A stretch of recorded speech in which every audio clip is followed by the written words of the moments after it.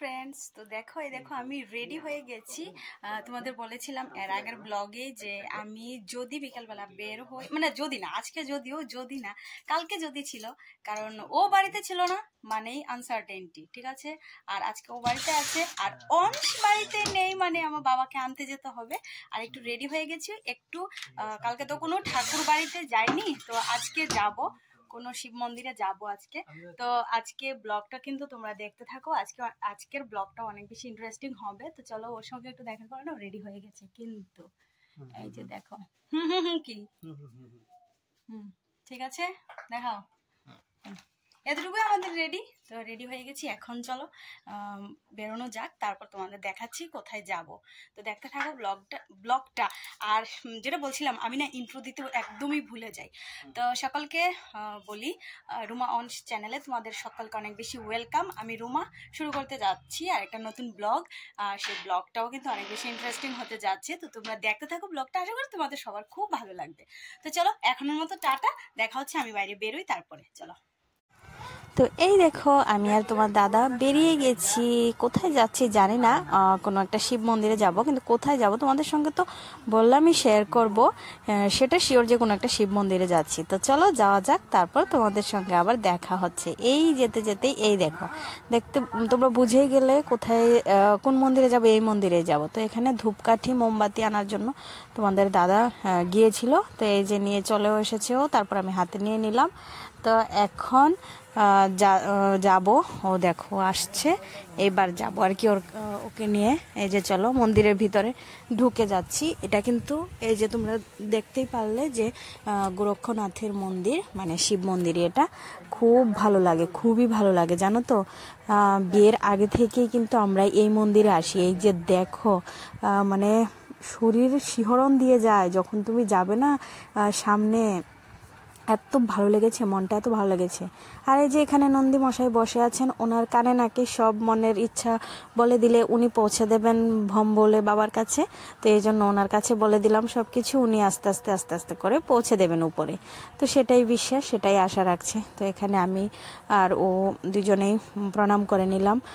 তারপর ধূপকাঠি মোমবাতি সব জ্বালিয়ে দেব, একটু পূজার মতো করে তারপর জ্বালিয়ে দেব।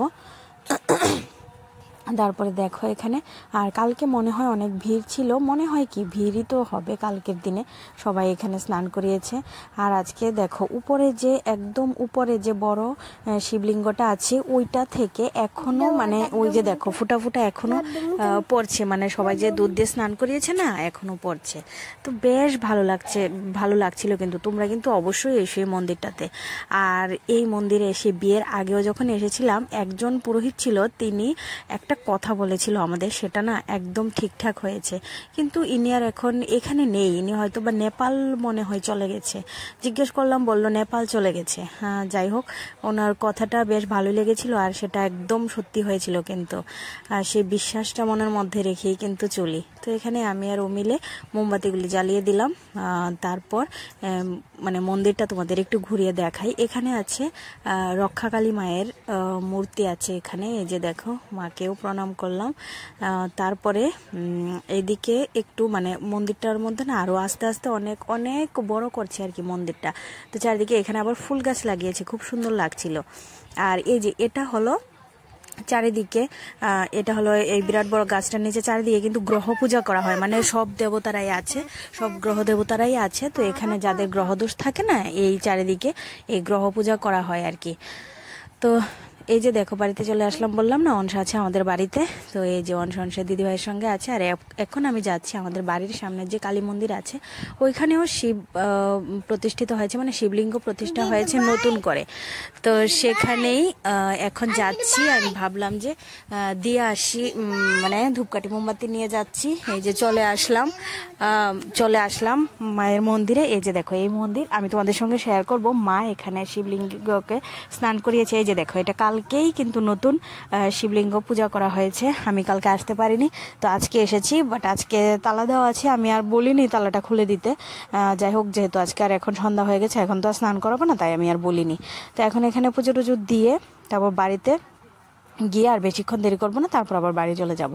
তো চলো এখানে আগে পুজোটা সেরে নিই, তারপর বাড়ি যাওয়া যাবে। আর আমি অবশ্যই তোমাদের সঙ্গে শেয়ার করব কালকে আমাদের এই মন্দিরে যে শিবলিঙ্গের পূজাটা হয়েছে, পুরোহিত দিয়ে পূজা হয়েছে, যেহেতু এটা প্রতিষ্ঠিত করা হয়েছে, তো এই জন্য খুব সুন্দরই পূজা হয়েছিল।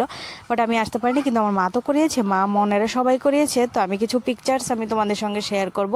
আর আমাদের বাড়ির শিবলিঙ্গটাও তোমাদের দেখাবো, যেটা আমি আগে স্নান করাতাম, যার মাথায় আমি আগে জল ঢালতাম।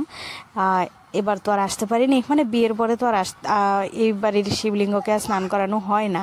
তো এই যে দেখো মা যে কালকে স্নান করিয়েছিল, আমার খুব ভালো লেগেছে, খুবই ভালো লেগেছে। কিন্তু ও যদি বাড়িতে থাকতো সন্ধ্যা হলেও আসতাম, কিন্তু ও আস্তে আস্তে একদম 7:30 পৌনে 8টা বেজে গেছে।